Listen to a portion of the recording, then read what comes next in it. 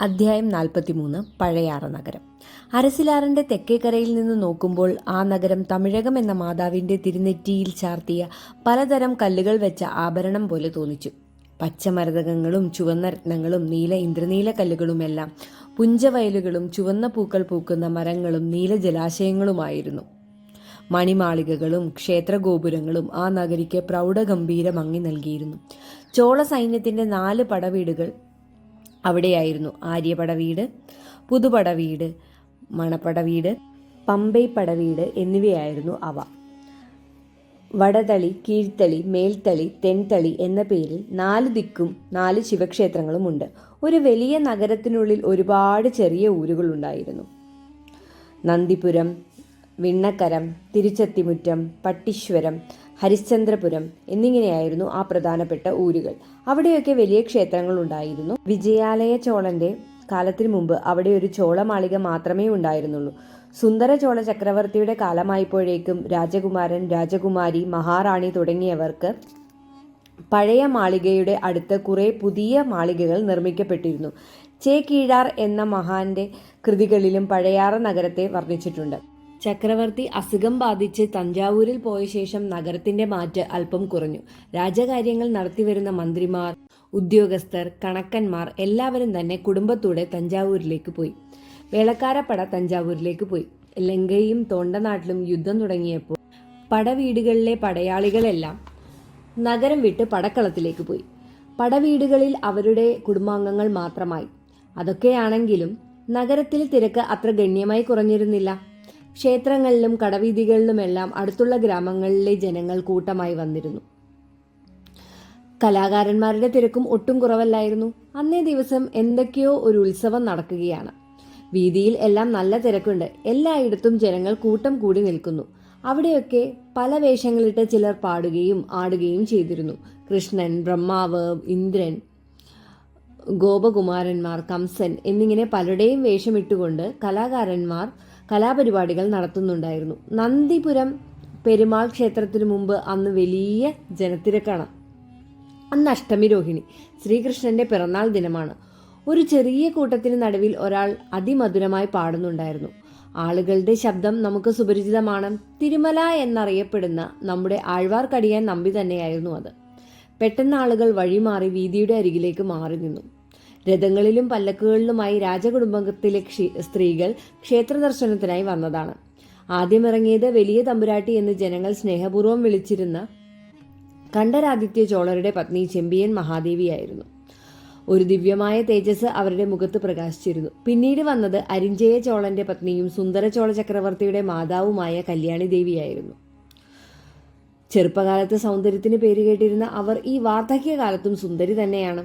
അവർക്ക് ശേഷം സുന്ദര ചോളരുടെ മറ്റൊരു പത്നിയായ ചേരമാന്റെ മകൾ പരാന്തക ദേവിയായിരുന്നു. ഏറ്റവും ഒടുവിൽ കുന്തവദേവി, വാനതി, മറ്റു രാജകുമാരികൾ എല്ലാവരും അവിടെ എത്തി. അവരെല്ലാവരും ക്ഷേത്രദർശനം കഴിഞ്ഞ് പുറത്തിറങ്ങി. ചോളവംശം പ്രധാനമായും ശിവനെയും ദുർഗാദേവിയെയും ആരാധിക്കുന്നവരാണ്. പക്ഷേ വിഷ്ണുവിനെയും കൃഷ്ണനെയും തുല്യമായി ആരാധിക്കുന്ന അവർ ശ്രീകൃഷ്ണ ജയന്തി പ്രമാണിച്ച് ക്ഷേത്ര ദർശനത്തിന് വന്നതാണ്. പല്ലക്കിൽ കയറുന്നതിന് മുമ്പ് ചെമ്പിയൻ മഹാദേവി ആഴ്വാർക്കടിയാൻ ഉറക്കെ പാടുന്ന ശബ്ദം കേട്ട് അങ്ങോട്ട് നോക്കി. അവർ നോക്കാൻ വേണ്ടി അദ്ദേഹം ശബ്ദം കൂട്ടിയതാണോ എന്ന് നമുക്കറിയില്ല. എന്തായാലും അവർ അവനെ വിളിപ്പിച്ചു. നമ്പി ഭവ്യതയോടെ അവരുടെ മുമ്പിൽ വന്നു നിന്നു. കുറച്ചു ദിവസമായി തിരുമലയെ കാണാനില്ലല്ലോ. തീർത്ഥയാത്രയിലായിരുന്നോ? അതേ തമ്പുരാട്ടി, കാഞ്ചി, തിരുപ്പതി, വീരനാരായണപുരം എല്ലാ സ്ഥലങ്ങളിലും പോയിരുന്നു. ഇന്ന് വൈകുന്നേരം വന്ന് വിശേഷങ്ങളെല്ലാം പറയൂ, അവർ പറഞ്ഞു. അതിനിടെ കുന്തവ ആഴ്വാർക്കടിയാനെ ചൂണ്ടിക്കാണിച്ചുകൊണ്ട് എന്തോ സഖിമാരോട് പറഞ്ഞു. അവരെല്ലാവരും ചിരിച്ചു. ശബ്ദം കേട്ട് നമ്പി അങ്ങോട്ട് നോക്കി. കുന്തവയുടെ നോട്ടത്തിൽ നിന്നും അവനൊരു സന്ദേശം ലഭിച്ചു. അതറിഞ്ഞതായി കാണിച്ച് അവൻ ചെറുതായി തലയാട്ടി. ചോളമാളികയുടെ ഒത്ത നടുവിലായിരുന്നു ചെമ്പിയൻ മഹാദേവിയുടെ അരമന. സന്ദർശകരെ കാണാനുള്ള സഭാമണ്ഡപത്തിൽ ഒരു സിംഹാസനത്തിൽ അവർ ഇരുന്നു. വെൺപട്ടും രുദ്രാക്ഷവും ഭസ്മവും അണിഞ്ഞ അവരുടെ മുഖത്ത് എപ്പോഴും ഒരു ദൈവിക ചൈതന്യം നിഴലിച്ചിരുന്നു. രാജകുടുംബത്തിലെ എല്ലാവരും പല വിഷയങ്ങളിലും അവരുടെ അഭിപ്രായം ആരാഞ്ഞ് പ്രവർത്തിക്കാറുണ്ട്. പക്ഷേ അതിന് വിപരീതമായി സ്വന്തം പുത്രൻ മധുരാന്തകൻ അവർ പറഞ്ഞത് കൂട്ടാക്കാതെ പഴുവേറ്റരയരുടെ കുടുംബത്തിൽ നിന്നും വിവാഹം കഴിച്ചു. അത് ഈയിടെയായി ചോളസിംഹാസനത്തിൽ ആഗ്രഹമുണ്ടായിട്ടുള്ള വാർത്ത അവരുടെ ചെവിയിലും എത്തിയിരുന്നു. അപ്പോൾ അവരുടെ മനസ്സ് വല്ലാതെ വിഷമിച്ചു. അവരുടെ അരമനയിൽ എപ്പോഴും ശിവഭക്തർ, തേവാരം പാടുന്നവർ, കവികൾ, ശില്പികൾ എല്ലാവരും നിത്യസന്ദർശകരായിരുന്നു. അന്ന് ചില ക്ഷേത്രങ്ങൾ കരിങ്കല്ലിൽ പുതുക്കി പണിയാൻ ആഗ്രഹിച്ച ക്ഷേത്രങ്ങളിലെ ആൾക്കാരും ശില്പികളും വന്നിരുന്നു. പണിയാൻ ഉദ്ദേശിക്കുന്ന നിർമ്മിതിയുടെ ചെറിയ മണ്ണുകൊണ്ടുണ്ടാക്കിയ മാതൃകകളും ശില്പികൾ കൊണ്ടുവന്നിരുന്നു. എല്ലാം നോക്കിയും കണ്ടും ഇരുന്ന ദേവി, ഒരു ക്ഷേത്രത്തിന്റെ ആൾക്കാർ തങ്ങൾ മഴപ്പാടിയിൽ നിന്നാണ് വരുന്നത് എന്ന് പറഞ്ഞപ്പോൾ ഏത് മഴപ്പാടി എന്നവർ ചോദിച്ചു. ക്ഷേത്ര ഭാരവാഹികൾ അവിടുത്തെ ഐതിഹ്യം പറഞ്ഞു.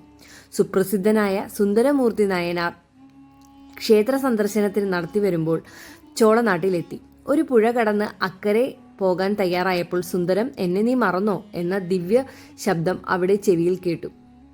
താൻ നിത്യവും പൂജിക്കുന്ന ഭഗവാന്റെ വാക്കാണ് അത് എന്ന് അദ്ദേഹത്തിന് മനസ്സിലായി. അടുത്തെങ്ങാനും ശിവക്ഷേത്രം വല്ലതുമുണ്ടോ എന്ന് അദ്ദേഹം കൂടിയിരുന്നവരോട് ചോദിച്ചു. കൊന്നമരങ്ങളുടെ മറവിൽ മഴപ്പാടി എന്ന ഗ്രാമത്തിൽ ഒരു ശിവക്ഷേത്രമുണ്ടെന്ന് അവർ പറഞ്ഞു. അങ്ങനെ അക്കരയ്ക്ക് പോകുന്നത് നിർത്തിവെച്ച നയനാർ ആ ക്ഷേത്രത്തിൽ പോയി ദർശനം ചെയ്തു. നിന്നെ മറന്നാൽ ഇനി ഞാൻ ആരെ ഓർക്കും എന്ന് അർത്ഥം വരുന്ന പൊന്നാർ മേനിയനെ എന്ന് തുടങ്ങുന്ന ഒരു തേവാരം ഉണ്ടാക്കി പാടി. അദ്ദേഹത്തിന്റെ ആദ്യത്തെ 4 വരി അർത്ഥം ഇങ്ങനെ വരും: പൊന്നിൻ മേനി കൊണ്ടവനെ, പുലിത്തോലരയിൽ ധരിച്ചവനെ, മിന്നുന്ന നിൻ ജടയിൽ കൊന്നപ്പൂക്കൾ അണിഞ്ഞവനെ, മന്നനെ മാമണിയനെ, മഴപ്പാടിയിലെ മാണിക്യമേ, നിന്നെയല്ലാതിനി ഞാൻ ആരെ നിനക്കാനായി. അത് കേട്ട് ദേവിയുടെ കണ്ണുകൾ ഈറനണിഞ്ഞു. ദേവി, കൊന്ന മരങ്ങൾ കൊണ്ട് മൂടിയ ആ ക്ഷേത്രം ഇന്നും വളരെ ചെറുതായിട്ട് തന്നെയാണ് ഇരിക്കുന്നത്. ആ ക്ഷേത്രം ഒന്ന് വലുതാക്കി പുതുക്കി പണിഞ്ഞാൽ വേണ്ടില്ല, അവർ പറഞ്ഞു. ക്ഷേത്ര ഭാരവാഹികളോട് ചെമ്പിയൻ മഹാദേവൻ അങ്ങനെ തന്നെ ആവട്ടെ എന്ന് പറഞ്ഞു. അതെല്ലാം തിരുമനയും വേറെ ഒരാളും കേട്ടുകൊണ്ട് നിൽക്കുകയായിരുന്നു.